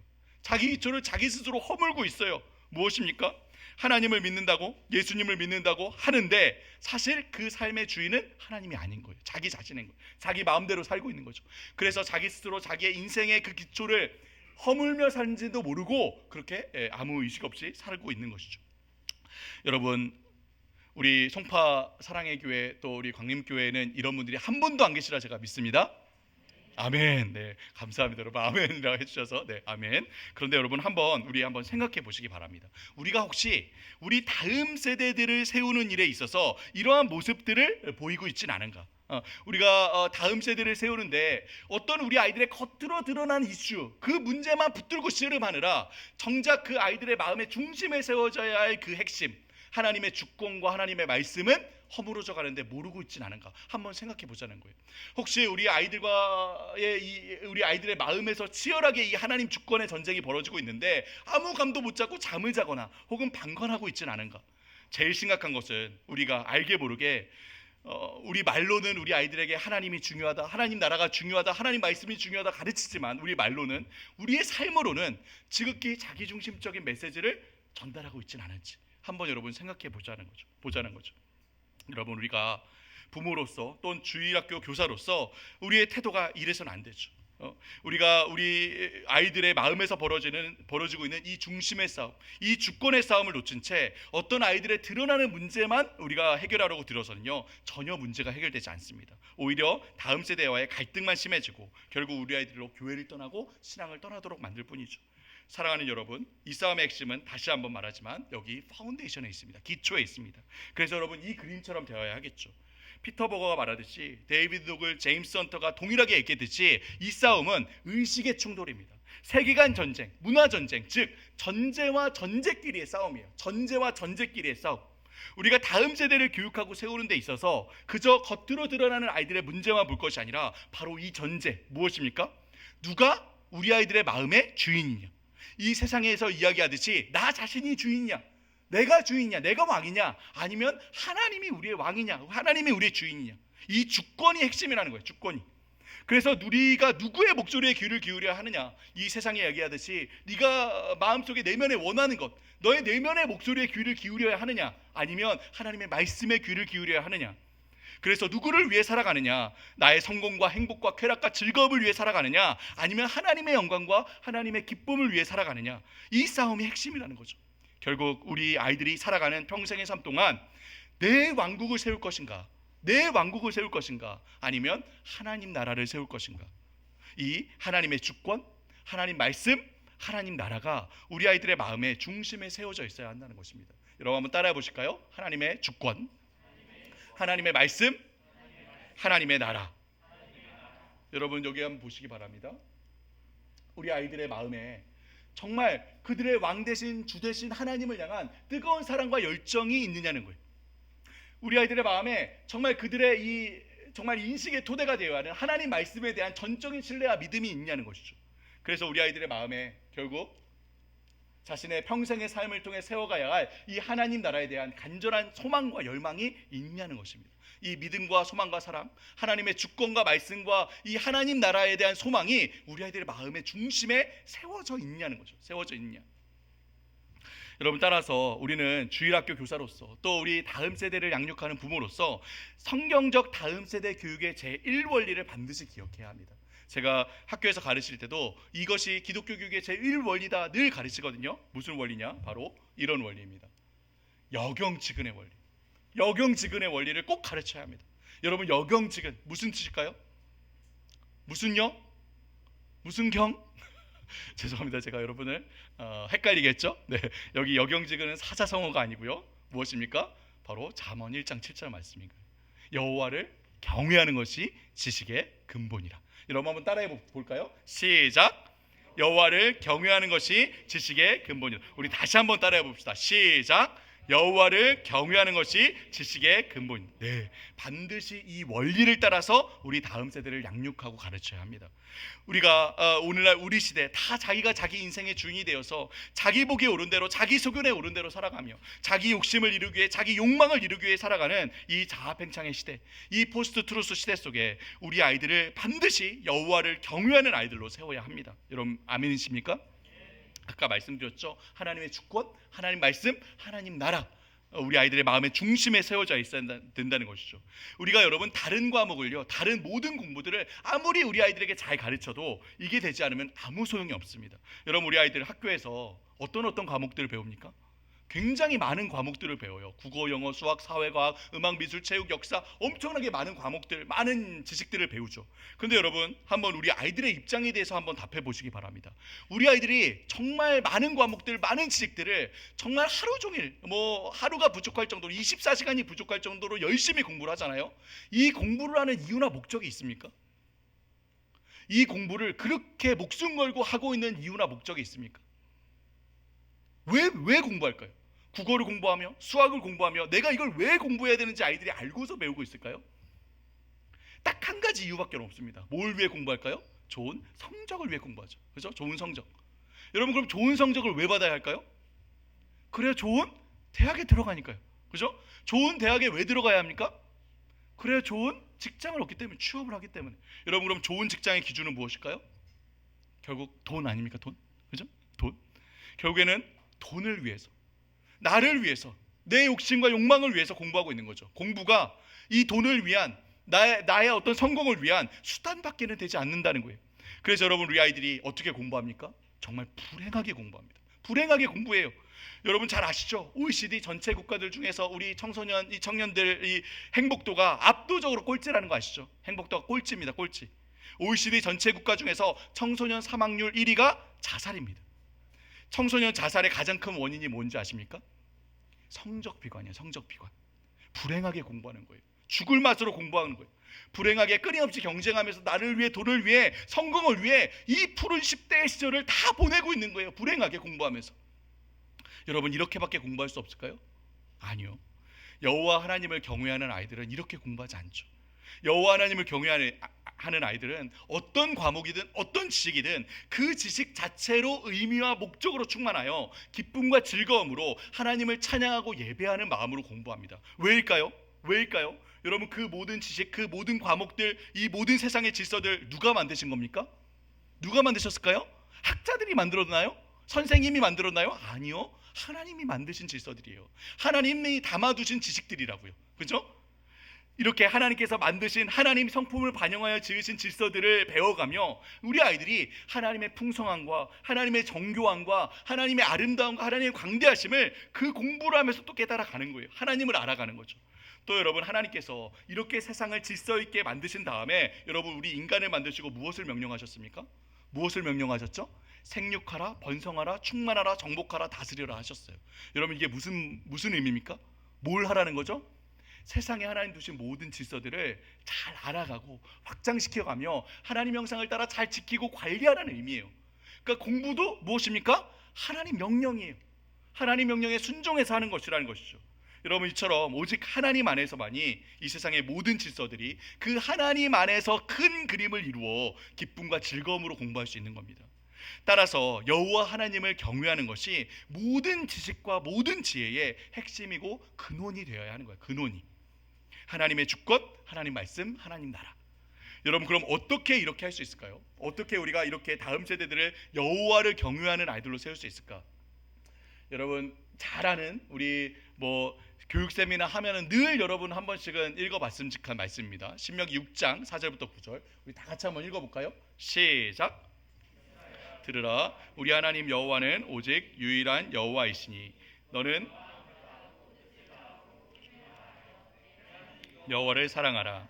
오늘 내가 내게 명하는 이 말씀을 너는 마음에 새기고 내 자녀에게 부지런히 가르치며 집에 앉았을 때에든지 길을 갈 때에든지 누워있을 때에든지 일어날 때에든지 이 말씀을 강론할 것이며 너는 또 그것을 내 손목에 메어 기호를 삼으며 내 미간에 붙여 표로 삼고 또 내 집 문설주와 바깥문에 기록할지니라. 아멘. 여러분, 먼저 배경 설명은 잠깐 해드릴게요. 이때 이스라엘 백성은 약속의 땅 가나안 땅 앞에서 막 불평했죠. 그죠? 저들 앞에서 저 가나안 땅의 이 거인 민족들 앞에서 우리는 메뚜기와 같다. 하나님께서 우리를 저 거인들의 손에 붙잡혀 죽게 하시려고 보낸다 보다 차라리 광야에 나가서 다 죽자. 그래서 실제로 이들이 어떻게 되었습니까? 광야로 다 나갔죠. 그죠? 광야에서 40년 동안을 방황을 하다 결국에는 이 이스라엘 1세대들이 광야에서 다 죽습니다. 다 죽었어요. 다 이미 죽었고요. 그리고 2세대들이 남아서 다시 그 약속의 땅 앞에 섰어요. 다시 약속의 땅 앞에 섰습니다. 하나님께서는 이들에게 이제 그들이 약속의 땅에 들어가서 2세대들이 하나님 나라를 이루게 되면 그들이 하나님 백성으로 어떻게 살아야 할지 다시 들려주세요. 다시 알려주세요. 이스라엘 백성 1세대가 출애굽하자마자 시내산에서 받았던 하나님의 율법과 하나님 법을 이 2세대들이 약속의 땅 앞에서 다시 듣고 있는 거예요. 다시. 그래서 여러분 신명기를 영어로 뭐라고 합니까? 신명기를 영어로 듀로노미라고 합니다. 듀로노미라는 말은 듀테로스랑 노모스가 합쳐진 말이거든요. 무슨 뜻이냐? The repetition of the law입니다. 반복해서 듣는 하나님의 법, 다시 듣는 하나님의 율례라는 뜻이에요. 그래서 신명기 1장부터 5장까지 하나님께서 그 규례와 율례를 쭉 말씀하세요. 특히 신명기 5장에는 출애굽기에 나왔던 하나님 법의 핵심 10계명 말씀이 다시 등장합니다. 그리고 난 다음에 오늘 우리가 읽었던 신명기 6장 말씀이 주어지게 되는 거예요. 자, 여러분, 우리가 신명기 6장 이 말씀을 이게 안 될까요? 신명기 6장 말씀을 우리가 두 부분으로 나누어서 살펴볼 수 있는데요. 일단은 신명기 6장에 나오는 이 신명기 6장 말씀 우리가 쉐마라고 하죠. 쉐마라는 말은 여기 신명기 6장에 처음 나오는 쉐마 이스라엘아 들으라라는 뜻이거든요. 들으라라는 뜻이 쉐마라는 뜻인데요. 쉐마는 성경에서 1000번이나 나올 정도로 굉장히 많이 사용되었습니다. 대부분 많은 경우에 하나님께서 언약의 백성들에게 매우 중요한 명령을 딱 하실 때에 쉐마라고 하고 말씀하세요. 그러니까 이스라엘 백성은 하나님께서 일단 쉐마라고 하면 귀를 쫑긋 기울입니다. 하나님 뭔가 중요한 명령을 하시려나 보다라고 귀를 쫑긋 기울이는 것이죠. 자, 그리고 이제 쉐마 말씀이 주어지는데 이 쉐마 말씀을 우리가 두 부분으로 나누어서 살펴볼 수 있는데요. 일단 첫 번째 1번 무엇이냐? 이스라엘아 들으라. 쉐마 이스라엘. 하나님이 누구냐? 하나님이 너희에게 어떤 분이냐? 하나님은 너희의 왕이시고 너희 주인이시고 너희의 하나님이다. 나는 너희의 하나님이고 너희는 나의 백성이다. 그렇기 때문에 너는 나의 말씀을 마음과 힘과 뜻을 다해 듣고 사랑해라. 그리고 내가 너희에게 들려주는 이 하나님 나라의 법을 너희 마음에 새겨라. 이게 1번입니다. 첫 번째. 그죠? 하나님이 너희 왕이시다. 하나님의 말씀에 귀를 기울여라. 하나님을 사랑해라. 이게 1번이에요. 1번. 여러분 한번 저를 따라해 주시기 바랍니다. 1번. 여러분 전 기독교 교육학 교수죠. 네, 모션도 따라하셔야 됩니다. 네, 1번입니다. 기억하십시오. 이게 1번이고요. 그 다음 2번으로 뭐가 주어지냐? 2번은 자, 너희 마음에 새겨진 그 하나님을 향한 사랑의 마음, 그리고 하나님의 말씀, 하나님의 주권과 말씀과 하나님 나라에 대한 소망을 다음 세대에게 가르치라고 하세요. 다음 세대에게. 그런데 어떻게 가르치라고 하십니까? 이렇게 가르치라고 하세요. 집에 있을 때든지 길을 갈 때든지 누울 때든지 일어날 때든지 늘 그 말씀을 다음 세대에게 가르쳐라. 일주일에 한 번만 가르치는 것이 아니라는 거예요. 시간과 장소에 구애받지 말고 항상 늘 기회가 있건 없건 다음 세대에게 말씀을 가르치라는 거예요. 가르쳐라. 근데 또 뭐라고 합니까?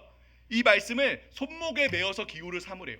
미간에 붙여서 표를 삼으래요. 문에다가, 이 문설주에다가, 바깥 문에다가도 말씀을 다 기록해 놓으라고 합니다. 여러분, 이게 무슨 뜻일까요? 뭐 하라는 걸까요?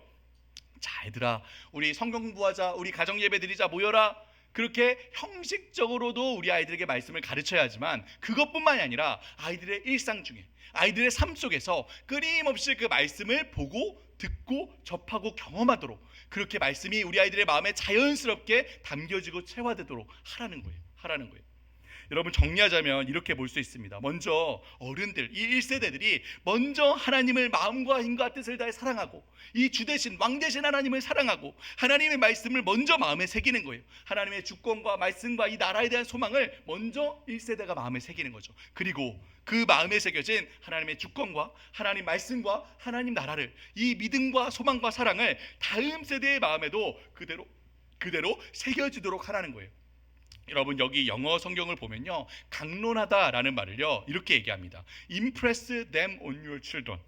Impress them on your children이라고 해요. 여기 impress라는 말은요, 히브리어로는 샤난이라고 하는데, 이 단어는 마치 석판이나 철판에 글자를 반복해서 새겨내서 찍어낸다라는 의미를 갖고 있습니다. 즉, 무슨 의미입니까? impress, 우리 마음에 새겨진 이 하나님의 주권, 하나님 말씀, 하나님 나라에 대한 소망이 우리 다음 세대의 마음에도 impress, 그대로 이 도장을 찍듯이, 판화를 새기듯이 그 마음에도 그대로 새겨질 수 있도록 전해주라는 것이죠. 여러분, 왜 이 말씀이 이토록 중요했을까요? 왜 이 쉐마 말씀이 이렇게 중요했을까요? 왜 하나님께서 이 십계명 말씀을 주시자마자 이 쉐마 말씀을 주신 걸까요? 바로 그것이 이 약속의 땅에서 이들이 이제 하나님 나라 백성이 되어서 세대가 세대를 이어 계속해서 하나님 나라 백성으로 살아가며 이 온 세상에 그 나라의 모습을 보여줄 수 있는 하나님의 방법이었기 때문에, 하나님 방법, 대가 끊어지지 아니하고 세대가 세대를 이어 믿음의 대가 이어질 수 있는 하나님의 방법이었다는 것이죠. 따라서 이스라엘 백성은 이 십계명 말씀, 하나님 나라의 법을 그들의 마음에 새길 뿐만 아니라 이 쉐마 말씀, 하나님 나라 백성으로서 살아갈 이 하나님의 방법을 반드시 따랐어야 했죠. 그런데 여러분, 어떻게 되었습니까? 신명기 이후에 여호수아서에서 드디어 이스라엘이 그 약속의 땅을 차지합니다. 그리고 그 땅에서 하나님 나라를 이루죠. 그리고 어떤 말씀이 이어집니까? 신명기, 여호수아, 사사기 말씀이 이어지죠. 사사기. 그 사사기 시작이 이렇게 됩니다. 우리 사사기 2장 7절 말씀 다 같이 한번 읽어볼까요? 함께 읽겠습니다. 여러분, 여기 안 보이시죠? 아마 그 핸드아웃에 있을 겁니다. 함께 읽겠습니다. 시작. 사는 날 동안과 여호수아 뒤에 생존한 장로들, 곧 여호와께서 이스라엘 위하여 행하신 모든 큰 일을 본 자들이 사는 날 동안에 여호와를 섬겼더라. 네, 분위기가 좋네요, 그죠? 여호와를 섬겼더라. 하나님을 잘 섬겼다는 거예요. 이들이 이제 하나님 나라를 이루어서 하나님을 자기의 왕으로 섬기며 하나님 말씀을 따라 잘 살아갔습니다. 그런데 그 바로 다음에 문제가 생겨요. 무엇이냐? 여호수아가 죽어요. 그 세대의 사람들이 다 죽습니다. 이 2세대, 1세대는 광야에서 다 죽었죠. 2세대가 이제 약속의 땅을 이루어서 하나님 나라를 이루지 않았습니까? 근데 이 여호수아 세대도 다 죽는 거예요. 이제 그 다음 세대가 세워지는데, 10절 말씀 우리 다 같이 한번 읽겠습니다. 10절 함께 읽겠습니다. 시작. 그 후에 일어난 다른 세대는 여호와를 알지 못하여 여호와께서 이스라엘 위하여 행하신 일도, 네, 바로 그 세대의 사람들이 다 죽고 그 다음 세대가 일어나는 거예요. 다음 세대가. 그런데 이들이 어떠했다고 합니까? 이들에 대해서 뭐라고 설명합니까? 여호와를 알지 못해요. 여호와께서 이스라엘 위에 행하신 일들도 다 몰라요. 까먹었어요. 단 한 세대 만에 어떻게 된 겁니까? 하나님을 모르는, 하나님의 백성임에도 하나님을 알지 못하는, 하나님 하신 일도 모르는, 하나님 말씀도 다 모르는, 여기 말씀의 표현대로 하자면 다음 세대가 아닌 어떤 세대가 된 겁니까? 다른 세대가 된 거예요. 다른 세대. 여기 나오죠. 다음 세대가 아닌 다른 세대가 된 거예요. 다른 세대. 여러분, 왜일까요? 왜 이렇게 단 한 세대 만에 하나님의 백성이 하나님을 모르는 백성이 된 겁니까? 왜일까요? 하지 않은 거예요. 무엇을 하지 않았을까요? 제가 아까 기억하라고 말씀드렸죠. 1번, 2번 뭘 하지 않았을까요? 2번을 하지 않은 거예요. 1번을 했어요. 아까 우리 7절에서 읽었잖아요. 이 여호수아 세대는 하나님을 섬기며 살았어요. 하나님 말씀을 따라 살았다고요. 근데 이들은 2번 무엇입니까? 무엇이죠? 이 공동체의 모든 어른들이 다음 세대에게 하나님의 주권과 하나님 말씀과 하나님 나라에 대한 소망을 전해주는 일에 실패하고 만 거예요. 실패하고 만 거예요. 모르겠습니다. 이 성경이 왜 그렇게 되었는지 설명은 하지 않거든요. 아마도 오랜 기간 가나안 이 백성들과 족속들과 전쟁을 치르느라 너무 바빴던 걸까요? 바빴을까요? 아니면 각 가문마다 기업을 할당받고 그 기업을 열심히 일구며 살아가느라 일이 너무 많았을까요? 그 이유는 알지 못하지만 이스라엘 백성은 단 한 세대 만에 믿음의 대가 완전히 끊어져 버립니다. 그리고 사사기 말씀은 그 결과에 대해서 이렇게 얘기하는데요. 우리 다 같이 이 사사기 2장 11, 12절 다 같이 읽겠습니다. 시작. 목전에 악을 행하여 바알들을 섬기며 애굽 땅에서 그들을 인도하여 내신 그들의 조상들의 하나님 여호와를 버리고 다른 신들 곧 그들의 주위에 있는 백성의 신들을 따라 그들에게 절하여 여호와를 마음에 하나님을 잃어버리고 온갖 우상들을 섬기며 살아갑니다. 온갖 우상들을. 하나님을 모르니 하나님의 자리가 이 마음에 비어 있으니 당연히 그 비어 있는 마음에 우상을 채우며 살게 되는 거예요. 그런데 여러분, 여 말씀에 이 우상들을 어디에서 알았다고 합니까? 어디에서 알았다고 하죠? 다른 신들 곧 그들의 주위에 있는 백성의 신들을 따라. 그들의 주위에 있는 백성의 신들을 따라, 바로 그들 주위, 그들이 속해 있는 그곳 그 사람들이 섬기는 우상을 보며 그 우상을 그대로 섬기며 살았다는 거예요. 여러분, 저를 봐주시기 바랍니다. 여러분이 이렇게 우리 다음 세대에게요, 왕 대신 하나님을 가르치지 않으면요, 그냥 우리 아이들에게 무의미하게 그냥 말씀을 가르치는 것이 아니라 정말 왕 대신 하나님을 가르치지 않으면요, 그 비어있는 이 왕의 자리, 우리 아이들의 왕의 자리가 그대로 비어있는 채로 있는 법이 없습니다. 반드시 그 비어있는 마음을 채우기 위해 마치 여러분 진공청소기가 이 비어있는 이 속을 채우기 위해 막 공중에서 휘날리는 것처럼 미친 듯이 뭔가를 빨아들이기 위해 허우적댑니다. 그러다가 무엇이 빨려 들어올까요? 그 주위에 있는 무언가가 빨려 들어와서 아이들의 마음의 중심에 세워지게 돼요. 우리가 그런 모습들을 보고 있지 않습니까? 우리 아이들의 마음에 이 중심, 이 왕의 자리가 비어 있으니 그 비어 있는 자리에 이 세상이, 이 시대가, 이 미디어가 전해주는 이 시대의 정신이 그대로 빨려 들어와 우리 아이들의 마음의 중심에 있지는 않나요? 여러분, 이렇게 사사시대가 시작됩니다. 그리고 우리가 너무나도 잘 아는 사사시대의 패턴 다 잘 아시죠? 이렇게 이스라엘이 하나님을 잊고 자기 멋대로 살아가면 하나님께서 그들을 심판하세요. 그럼 이들이 또 회개합니다. 잘못했어요. 그럼 하나님께서 사사를 세우셔서 그들을 구원하십니다. 사사가 있는 동안은 평화가 임해요. 근데 사사가 죽으면요, 도루묵이에요. 다시 하나님을 잊고 제멋대로 우상을 섬기며 살아갑니다. 그럼 하나님 심판하세요. 그럼 회개합니다. 그럼 사사를 통해서 구원하세요. 이 똑같은 패턴이 사사기서에 무려 12명의 사사들이 지나는 동안 6번이나 똑같은 패턴이 반복됩니다. 똑같은 패턴이. 그리고 이 사사기서의 결론이 무엇이냐? 사사기서의 결론입니다. 우리 다 같이 21장 25절 마지막 장 마지막 절 다 같이 한번 읽겠습니다. 시작. 이스라엘에 왕이 없으므로 사람이 각기 자기 소견에 옳은 대로 행하였다. 여러분, 딱 우리 시대 아닙니까? 왕이 없는 시대, 왕이 없으므로 왕이 없는 시대, 자아팽창의 시대이죠. 그죠? 그래서 자기 소견에 옳은 대로 행하는 시대, 진리가, 절대적인 진리가 존재하지 않는 시대, 포스트 트루스 시대이죠. 여러분, 왜 이렇게 되었다고요? 일을 하지 않는 거예요. 일을 2번을. 여호수아가 살아있는 동안은 하나님을 잘 섬기며 하나님 말씀을 따라 살아가는데 이 하나님의 왕대신과 하나님의 말씀과 하나님 나라에 대한 소망을 다음 세대에게 전해주는 일은 실패하는 거예요. 사사들이 살아있는 동안은 그래도 그들이 하나님을 통해 어떻게 구원을 받았는지 기억하며 하나님을 섬기며 살아가는데 마찬가지죠. 다음 세대에게 그 하나님이 행하신 일들, 하나님의 왕대심, 하나님의 말씀을 전해주는 일에는 실패하는 거예요. 그러니 왕이 없으니, 왕의 자리가 지어 있으니 어떻게 해요? 자기 소견에 옳은 대로, 더 정확하게 말하자면 그 주위에 있는 백성의 신들을 따라서 백성의 방식대로 우상을 섬기며 살아가게 되는 것이죠. 여러분, 혹시 우리는 이와 비슷한 모습을 우리 다음 세대에게서 보고 있지는 않습니까? 우리 아이들은 이 세상 속에서 구별된 하나님의 백성이 되어서 정말 그 세상 가운데 하나님 나라 백성으로 살아가며 그리스도의 향기를 나타내고 선한 영향력을 끼치고 있나요? 아니면 이 세상 속에 동화되어서 미디어에서, 이 학교에서 받는 그 영향에 그대로 노출되어서 그 가치대로 살아가며 억지로 이 예배의 자리에 앉아있지만 그들의 생각과 가치와 삶은 이 세상과 전혀 다를 바 없이 살아가고 있지는 않습니까? 여러분, 우리 아이들이 정말 전자이기를 바라지만 만약에 우리 아이들이 후자의 상태라면 우리도 어디에서 잘못된 걸까요? 2번을 하지 않는 것은 아닐까요? 사랑하는 여러분, 하나님께서 우리에게 동일하게 말씀하십니다. 이 신명기 6장 쉐마 이스라엘 이 말씀은 약속의 땅에서 하나님 백성이 되어 하나님 나라를 이루어가야 할 이스라엘 백성에게만 주어진 말씀이 아니라는 거예요. 바로 우리 이 세상 가운데 하나님 나라를 이루어가고 증거해야 할 우리 교회에게도 동일하게 주신 말씀입니다. 따라서 우리도 이 말씀을 귀 기울여 들어야 하죠. 특히 사사시대를 우리의 반면교사로 삼아서 이스라엘 백성의 실패를 뼈아프게 이 쉐마 이스라엘 말씀을 귀 기울여 들어야 합니다. 우리 마지막인데요, 같이 함께 이 말씀 읽도록 하겠습니다. 여러분 핸드아웃도 있으니까 핸드아웃을 좀 참고해 주시면 좋을 것 같습니다. 우리 1번 먼저 함께 읽겠습니다. 함께 읽죠. 시작. 하나님이 우리의 주인입니다. 우리는 마음과 힘과 뜻을 다해 우리의 왕이신 하나님을 사랑해야 합니다.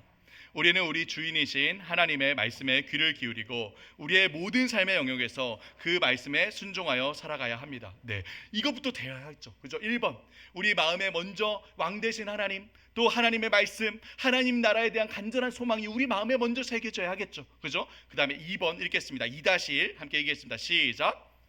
여러분 들으십시오.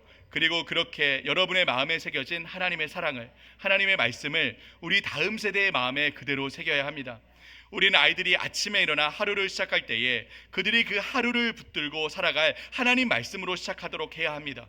우리는 아이들이 하루를 마치고 잠자리에 들 때에 하나님 말씀으로 하루를 돌아보고 감사하며 잠에 들도록 해야 합니다. 우리 2-2도 마저 읽겠습니다. 시작. 성도 여러분 들으십시오. 자녀들이 집에 있을 때뿐 아니라 길을 갈 때나 학교에서나 친구를 만날 때나 핸드폰을 할 때나 늘 하나님의 말씀 안에서 떠나지 않도록 해야 합니다. 그들의 마음에 말씀이 새겨져 있기에 그들이 살아가는 모든 삶의 영역 속에서 말씀 속에 거하며 살아가도록 해야 합니다. 아멘이십니까? 사랑하는 성도 여러분, 이제 마무리하겠습니다. 자녀를 사랑하지 않는 부모가 어디 있을까요?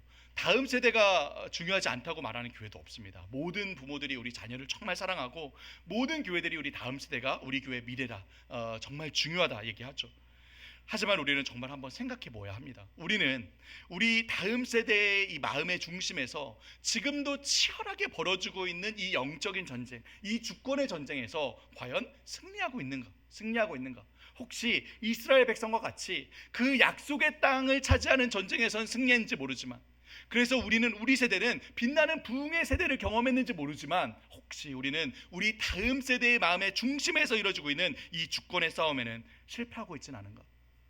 사랑하는 성도 여러분, 우리 교회 모든 부모님들, 우리 선생님들, 우리 모든 성도들, 우리 모든 장로님, 우리 모두가 한마음 한뜻이 되어서 우리 마음에 먼저 하나님을 향한, 우리 왕 되신 하나님을 향한 사랑과 우리 하나님의 말씀을 향한 전적인 신뢰와 믿음, 또 우리 하나님 나라를 향한 간절한 소망을 우리 마음에 먼저 세우고, 그리고 동일한 마음을 우리 다음 세대에게도 전하는, 우리 다음 세대의 마음에도 전하는 공동체가 되기를 주님의 이름으로 축복합니다.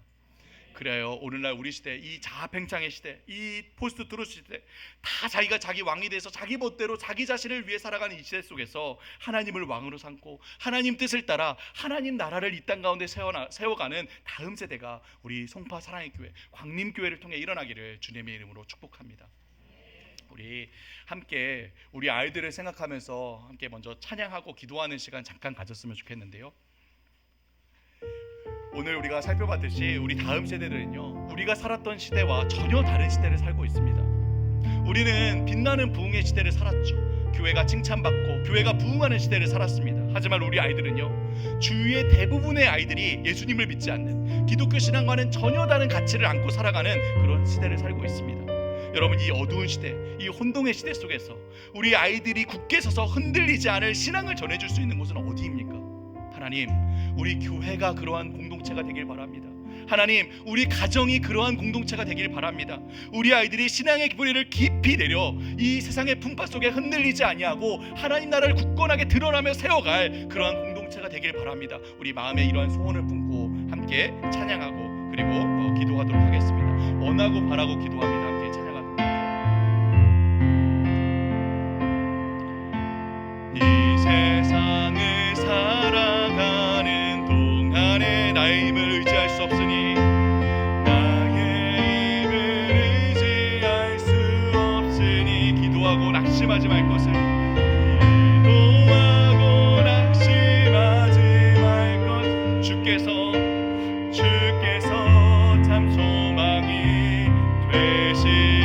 한 번 더 찬양합시다. 이 세상을 살아가는 동안에, 이 세상을 살아가는 동안에 나의 힘을 의지할 수 없으니, 나의 힘을 의지할 수 없으니, 기도하고 낙심하지 말 것을, 기도하고 낙심하지 마. 주께서 참 소망이 되심이라. 주께서 참 소망이 되시. 하나님의 꿈이 나의 비전이 되고, 하나님의 꿈이 나의 비전이, 예수님의 성품이 나의 인격이 되고, 예수님의 성품이 나의 인격이, 성령님의 권능이, 성령님의 권, 나의 능력이 되길, 나의 능력이 원하고 바라고 기도합니다. 원하고 바라고 기도. 주의 길을 걸어가는 동안에,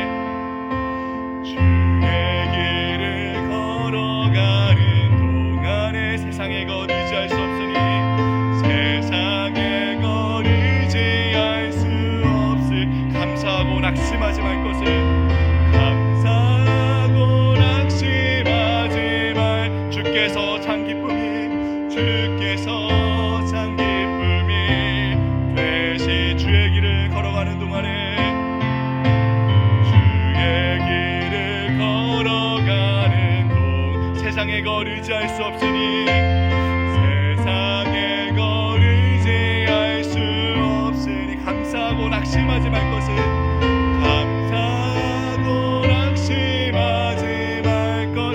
주께서 참 기쁨이, 주께서 참 기쁨이 돼. 우리 함께 찬양합시다. 하나님의 꿈이 나의 비전이 되고, 하나님의 꿈이 나의 비전이, 예수님의 성품이, 예수님의 성품이 나의 인격이, 성령님의 권능이, 성령님의 권능이 나의 능력이 되길. 우리 가슴에 손을 얹고 한 번 더 찬양하겠습니다. 하나님의 꿈이 나의 비전이 되고, 하나님의 꿈이 나의 비전이, 예수님의 성품이, 예수님의 성품이 나의 인격이, 성령님의 권능이 나의 능력이 되길, 님의 권능이 나의 능력이 되길 원하고 바라고 기도합니다. 우리 함께 기도하겠습니다. 여러분, 오늘 강의를 들으며 여러분의 마음에는 어떤 소원을 품으셨습니까? 간절히 원하고 바라고 기도하는 여러분의 소원은 무엇입니까? 이 어두운 세상, 이 절망 속에 발버둥 치는 우리 다음 세대 영혼들을 간절한 마음으로 기다리고 계시는 하나님, 이 땅 가운데 하나님 나라를 이루어갈 세대가 일어나기를 간절히 원하시는 이 영광스러운 하나님의 꿈이 나의 가슴 속에도 있습니까? 하나님께서 바로 우리를, 우리 부모님들을, 우리 교사들을 하나님의 이 꿈으로 초대하셨습니다.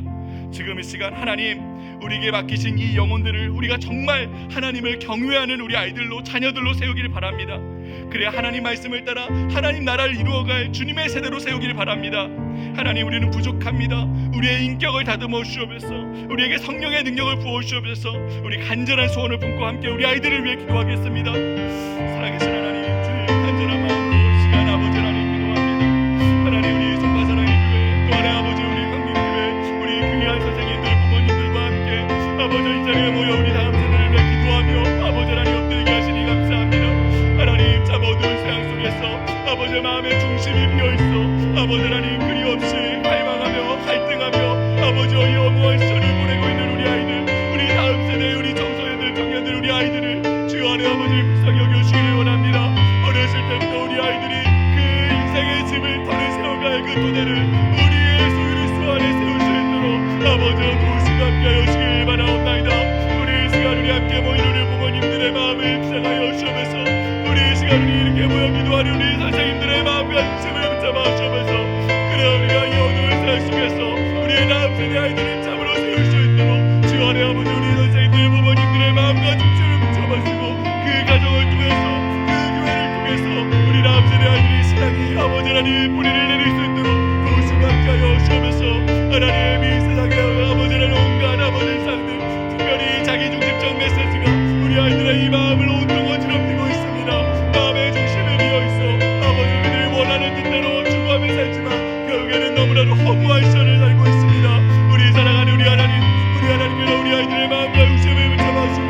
자리 함께 기도하는 우리의 기도를 들으시고 우리가 섬기는 우리 아이들, 우리가 섬기는 우리 자녀들을 우리 하나님의 백성으로 세울 수 있도록 주여 아래 아버 역사여 주고 붙잡아주면서 주님 도와주면서 주님 도와주면서 살아계신 하나님 감사합니다. 하나님 이 시간 이 부족한 자를 세우시고 다음 세대를 향한 우리 하나님의 마음과 꿈과 비전을 우리 귀한 우리 송파사랑의 교회 광림교회 선생님들 부모님들 온 성도들과 나누게 하시니 감사합니다. 하나님 우리 다음 세대 아이들이 참 어려운 시대 속에 살고 있습니다. 지극히 자기중심적인 이 시대 속에서 방황하고 갈등하며 살아갑니다. 마음의 주인이 왕이 비어있어 그 비어있는 마음을 채우기 위해 발버둥치며 살아가지만 이 세상에 어떤 것으로도 채워지지 않는 그 마음에 참 허무한 시절을 살고 있습니다. 하나님 우리 다음 세대 아이들을 긍휼히 여겨주시옵소서. 이 일에 우리 부모님들 우리 선생님들을 사용하여 주시옵소서. 우리 마음에 가득한 우리 구주 예수 그리스도를 향한 그 뜨거운 사랑과 은혜의 마음을 우리 자녀들의 마음에도 동일하게 전할 수 있도록 역사하여 주시옵소서. 하나님 우리는 부족합니다. 우리 너무나도 연약합니다. 그래서 지금 이 시간 하나님 앞에 나와 무릎 꿇고 주님께 기도합니다. 부족한 우리의 인격을 다듬어 주시고 하나님의 성품을 담게 하여 주시옵소서. 우리 안에 성령의 능력으로 채우셔서 우리 자녀들에게 하나님의 이 말씀을 전할 수 있는 능력을 더하여 주시옵소서. 하나님께 위대하게 쓰임받는 믿음의 세대들로 우리 다음 세대를 세울 수 있도록 역사하여 주시옵소서. 감사드리며 모든 말씀 예수 그리스도 이름으로 기도드리옵나이다. 아멘.